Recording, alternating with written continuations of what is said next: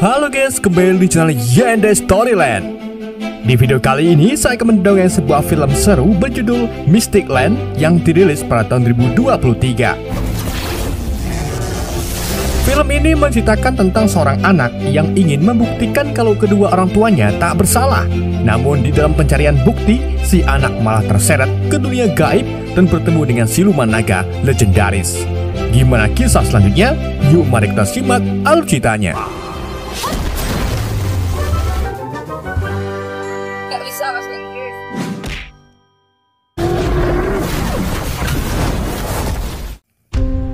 Film dimulai dengan dua arkeolog bernama Li Fang dan Ji Hong. Mereka pergi bersama tim mereka ke sebuah pegunungan untuk mencari artefak kuno. Sesampainya di dalam goa, mereka berhasil menemukan kuil yang dikelilingi oleh patung ular. Dan saat Ji Hong sedang melihat-lihat, ia menemukan sebuah cincin unik melingkar di salah satu patung. Saat cincin tersebut diputar, tiba-tiba semua patung ular yang ada di sana bergerak dan dari atas muncul patung naga Zu. Di saat itu juga, si fotografer melihat sebuah cermin yang menempel di mata patung tersebut.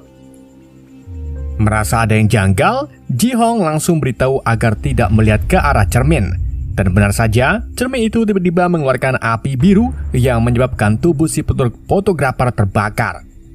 Li Fang juga kesusahan untuk menolongnya karena patung naga itu terus menyemburkan api biru. Tak hanya itu saja, patung-patung ular yang berada di kuil juga mulai bergerak dan menyerang mereka semua.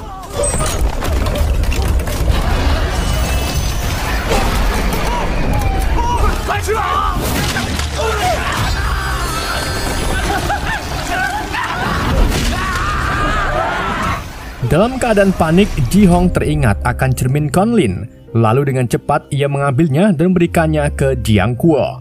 Namun sayangnya Jiang Kuo tak berhasil menangkap cermin tersebut dan memutuskan untuk kabur dari kuil.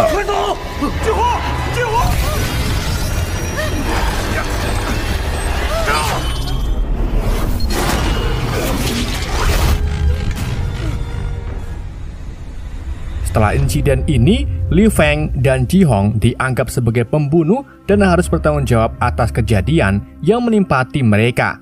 Hal tersebut membuat anak mereka yaitu Li Xiang dikucilkan oleh masyarakat karena kesalahan orang tuanya. Singkat cerita, Li Xiang yang sudah dewasa ingin membuktikan kalau orang tuanya bukanlah pembunuh. Ia kemudian pergi menemui Jiang Kuo, satu-satunya orang yang berhasil selamat dari ekspedisi tersebut.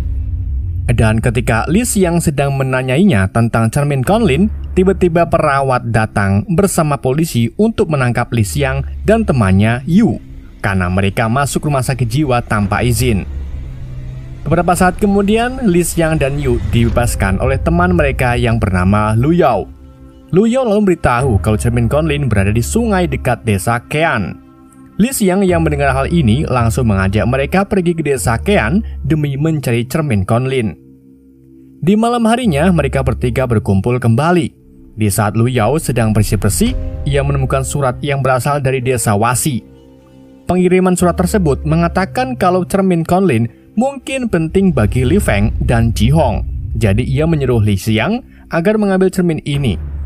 Setelah membaca suratnya, Li Xiang berpikir kalau ia bisa membawa cermin tersebut sebagai bukti, sehingga kedua orang tuanya tak akan disebut lagi sebagai pembunuh. Yu juga bertekad akan membantu Li Xiang dalam mencari keberadaan cermin ini meskipun ibu Yu terlihat tak suka dengan Li Xiang. Keesokan harinya, Li Xiang serta Yu pergi ke desa Wasi menggunakan bus dan tiba di malam harinya. Saat mereka berkeliling, mereka mendapat informasi kalau desa Wasi dulu sering kebanjiran.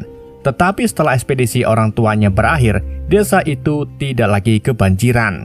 Jadi Li Xiang menganggap kalau cermin Conlin sudah melindungi desa tersebut. Mereka berdua lalu masuk ke sebuah kuil yang berada di desa ini.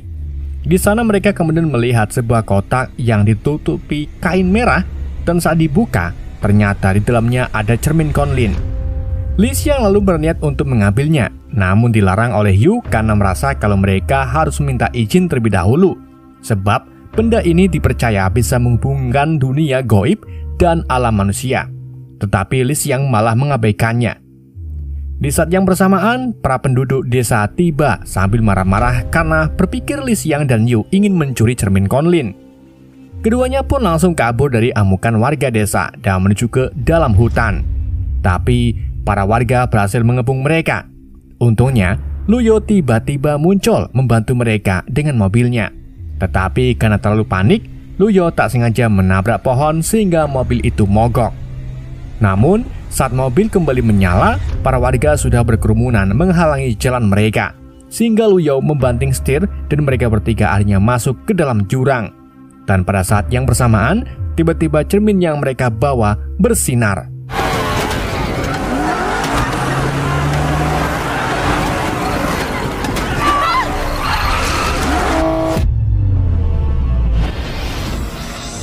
Beberapa saat kemudian, mereka terbangun di sebuah tempat yang aneh. Yu lalu memberitahu kalau cerminnya menghilang. Hal ini membuat Li Xiang marah karena Yu tak mampu menjaga cerminnya. Bersama dengan itu, ular raksasa tiba-tiba muncul dan menyerang mereka. Saat ular itu ingin menyerang Li Xiang, dua pendekar kemudian muncul untuk menyelamatkannya. Dua pendekar itu adalah Lei Li dan Feng Xing. Ular itu lalu menyerang Lei Li hingga membentur tiang batu. Sementara Feng Xing diserang oleh sisiknya hingga terpental. Di saat si ular akan menyerang Feng Xing, pendekar lain yang bernama Bai Ling datang untuk menyelamatkannya.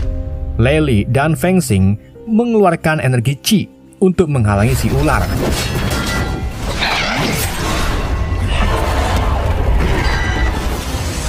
Setelah itu, Bai Ling menusuk si ular dengan tombaknya, dan yang mengejutkannya si ular itu malah berubah menjadi sosok wanita yang bernama Hong Yang.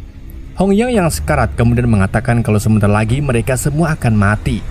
Setelah itu, Bai Ling memperkenalkan dirinya dan kedua temannya sebagai murid dari Master Jinghai.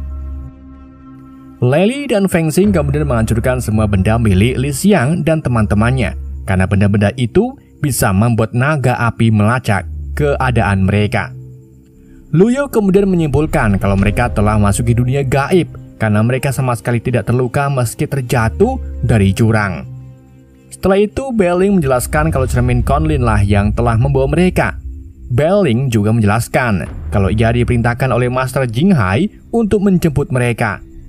Bai Ling kemudian menciptakan sebuah portal menggunakan energi Qi untuk menuju ke desa Kunqiu. Sebelum mereka menemui Master Jinghai, Bai Ling bercerita kalau dahulu kala ada para dewa yang membawa kedamaian. Hingga suatu hari, Naga Zu muncul dan mengklaim kalau dirinya adalah dewa terkuat. Lalu si Naga Zu ini menyebabkan kekacauan di alam tersebut. Saat ini si Naga Zu terkurung di istana Chunjian dan tak bisa keluar tanpa bantuan cermin Conlin. Sementara itu di tempat lain, sosok misterius muncul. Ia adalah naga api yang merupakan anak dari Naga Zu.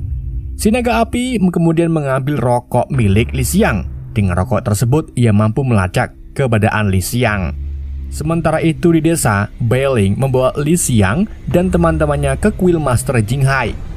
Li Xiang dan teman-temannya terkejut saat melihat penampakan Master Jinghai yang sudah menjadi mumi. Lei Li kemudian menjelaskan kalau Master Jinghai sudah menjadi roh karena dahulu kala Master Jinghai meminjam kekuatan dari dewa kuno untuk mencongkel mata kanan Naga Zu yang merupakan cermin Conlin. Hal ini berhasil membuat Naga Zu tidur abadi. Bai Ling kemudian mengatakan kalau Li Xiang ingin menemukan cermin tersebut, ia harus menanyakannya langsung pada roh Master Jinghai.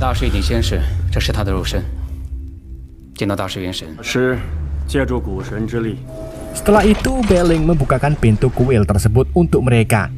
Li Xiang, Lu Yao, dan Yu masuk ke dalam kuil. Di dalam ruangan tersebut, mereka melihat patung raksasa yang dirantai. Setelah pintu itu ditutup kembali, tiba-tiba patung itu mulai bergerak. Mereka semua panik, hingga akhirnya Yu memberhentikan diri untuk menanyakan tentang keberadaan cermin Conlin ke si patung. Alih-alih mendapatkan jawaban, Yu malah terkena bogeman si patung. Lalu si patung mengamuk tak karuan.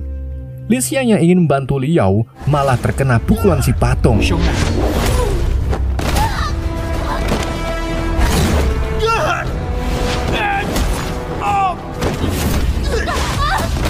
Mereka semua berusaha semaksimal mungkin untuk melawan si patung. Sedang di luar, Bai Ling melihat dupa yang masih menyala, yang artinya Li Xiang dan yang lainnya masih hidup. Dan jika mereka bisa mendapatkan kekuatan Qi dari Master Jinghai, maka mereka dianggap sebagai pahlawan yang diramalkan akan membantu penduduk desa. Sementara itu di dalam, duel maut masih berlanjut, hingga akhirnya Lu Yao pingsan dan Yu sudah tak berdaya karena terus-terusan diserang oleh si patung. Sementara itu, Li Xiang yang terbaring karena terkena pukulan si patung, sayup-sayup mendengarkan suara yang mengatakan kalau dua sahabatnya tersebut akan mati karena kesalahannya. Saat si patung akan memukul Li Xiang, tiba-tiba Lu Yao dengan mudah bisa menahan palu raksasa tersebut. Ia juga berhasil menghancurkan patung itu menjadi berkeping-keping. Lu Yao mendapatkan kekuatan energi Qi dari Master Jinghai. Yu juga secara ajaib mengumpulkan kepingan-kepingan patung raksasa itu menjadi bola yang ternyata Yu juga mendapatkan energi Qi. Lalu keping-kepingan tersebut berkumpul menjadi satu dan berkata kalau Nagazu telah mengetahui keberadaan desa Qingqiu dan petaka yang diramalkan akan segera terjadi. Kemudian tiba-tiba muncul sesosok pria tua yang merupakan roh Master Jinghai. Ia kemudian mengatakan kalau ia pernah meramalkan akan muncul kekuatan ajaib di saat petaka terjadi. Kekuatan tersebut akan membantu menyelamatkan desa Qingqiu. Dan kekuatan ajaib yang dimaksud oleh Master Jinghai adalah Li Xiang, Yu, dan Lu Yao. Jinghai kemudian meminta Li Xiang dan teman-temannya untuk membantu desa Qingqiu dari ancaman Nagazu. Namun Li Xiang menolaknya karena ia datang ke sana untuk mencari cermin Conlin agar mereka bisa kembali pulang. Melihat tingkah Li Xiang yang egois, Master Jinghai teringat dengan adik seperguruannya karena mereka berdua mirip. Kemudian Master Jinghai bercerita kalau selama ribuan tahun ia dan penduduk desa telah bertempur melawan Nagazu. Ia kemudian menyalahkan juniornya yang telah membawa kabur cermin Conlin. Li Xiang yang mendengar hal ini mulai tertarik. Ia lalu menawarkan sebuah kesepakatan pada Master Jinghai. Mereka akan membantu desa Qingqiu asalkan mereka diberitahu di mana letak cermin Conlin berada. Lalu Master Jinghai pun memberitahu mereka kalau saat ini juniornya tersebut tinggal di balik rawa petir.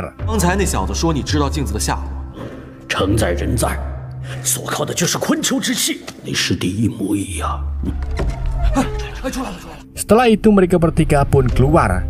Semua penduduk desa Qingqiu merasa senang karena Li Xiang dan teman-temannya berhasil mendapatkan kekuatan Qi, yang artinya mereka bertiga bisa membantu mereka untuk mengalahkan Nagazu. Namun Li Xiang berbohong. Ia mengatakan kalau Master Jinghai tak menyuruh mereka untuk melindungi desa Qingqiu, melainkan menyuruh Bai Ling untuk mengantarkan mereka ke rawa petir untuk mengambil cermin Conlin.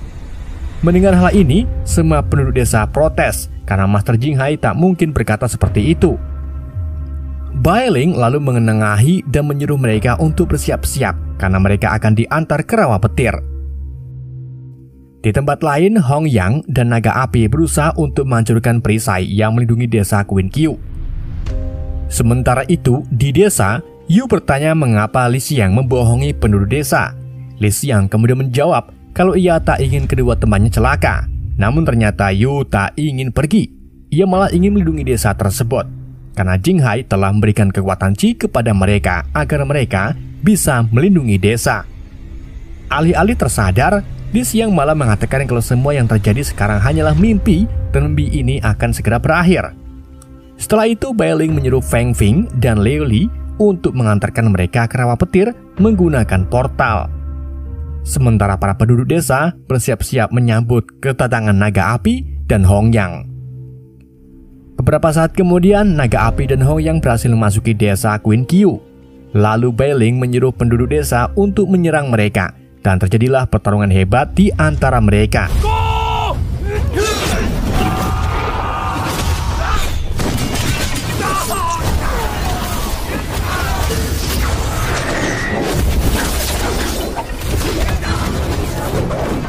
Karena kekuatan Qi dari naga api yang sangat kuat, mereka semua pun berhasil dikalahkan dan pada akhirnya naga api dan Hong Yang membantai semua warga desa Qingqiu. Sementara itu, di sisi lain, Lu Yao dan Yu mendapatkan penglihatan tentang kejadian yang terjadi di desa. Feng Xing kemudian memberitahu mereka kalau kekuatan Qi yang dimilikinya terhubung dengan kekuatan Qi para penduduk desa, dan itulah penyebabnya mereka bisa melihat hal tersebut. Ia juga menambahkan kalau untuk membangkitkan naga Zhou, maka naga api harus musnahkan semua kekuatan Qi. Sementara itu, di istana Chongyang, patung-patung tangan yang berisikan api satu persatu mulai padam, menandakan kalau orang yang memiliki energi Qi telah mati. Sedangkan di desa, naga api berhasil membunuh Bai Ling. Hal ini membuat Yu meminta kembali ke desa karena sebelumnya mereka telah berjanji pada Master Jing Hai. Mendengar hal ini, Lei Li akhirnya mengetahui kalau Li Xiang telah berbohong. Kemudian Li Xiang jujur pada mereka kalau ia tak memiliki energi Qi. Setelah itu mereka pun melanjutkan perjalanan dan tiba di rawa petir. Feng Xing lalu menjelaskan jika mereka memasuki rawa petir, apapun yang terjadi mereka jangan sampai berbalik, karena jika berbalik maka mereka akan disambar petir sampai mati. Lalu tiba-tiba dari belakang, Hong Yang muncul dan mereka pun bertarung melawannya.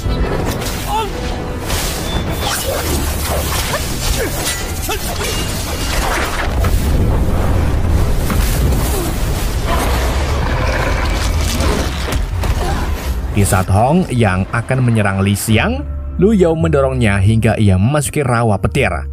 Feng Xing kemudian menyuruh Yu dan Li Xiang untuk segera masuk ke rawa petir. Sementara itu, Feng Xing dan Lei Li akan melawan Hong Yang. Setelah berhasil membunuh Feng Xing dan Lei Li, Hong Yang mulai memburu mereka. Dengan lincah, Yu naik ke sebuah pohon untuk memantau pergerakan Hong Yang. Namun tiba-tiba Hong Yang menyerangnya, yang mengibatkan dirinya terbalik. Lalu, petir pun mulai menyambar. Yu kemudian menyadari kalau kekuatan Qi-nya dapat melindungi teman-temannya. Dan akhirnya, Li Xiang berhasil keluar dari rawa petir dengan selamat. Namun, Hong Yang mulai menyerang Lu Yao.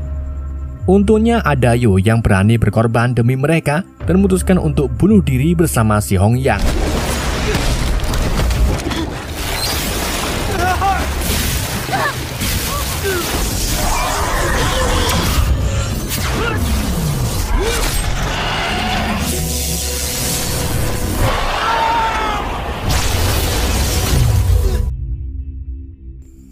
Setelah itu, Li Xiang mulai mencari cermin Conlin dan menganggap kalau semua kejadian yang baru saja ia alami adalah hanyalah mimpi.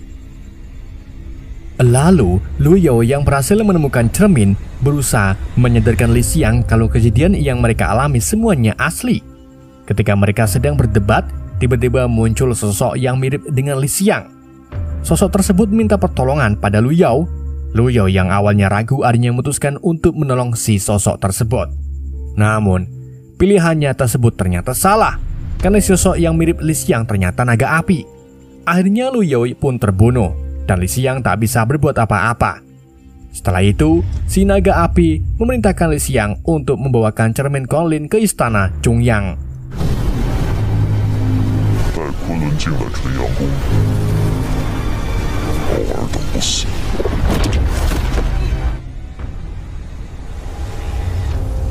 Setelah tersadar, Li Xiang bertemu dengan kakek tua yang ternyata itu adalah adik seperguruan Master Jing Hai.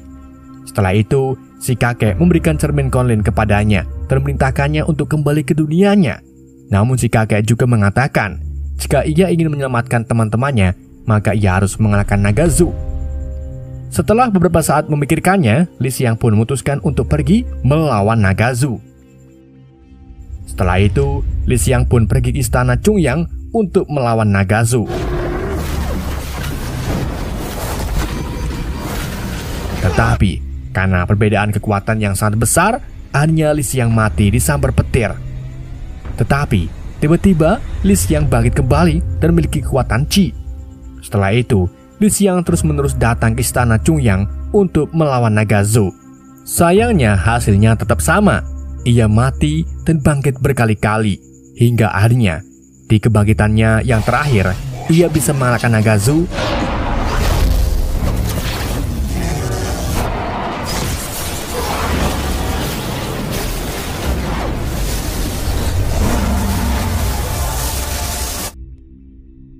Dan semuanya pun kembali ke dunia modern dengan selamat. Dan film pun berakhir. Oke guys, itulah alur cerita film Mystic Land. Semoga kalian terhibur dengan alur cerita yang saya bawakan. Mohon maaf jika ada kesalahan dalam penyampaiannya ataupun penyebutan nama. Sekian dari YND, sampai jumpa di video berikutnya.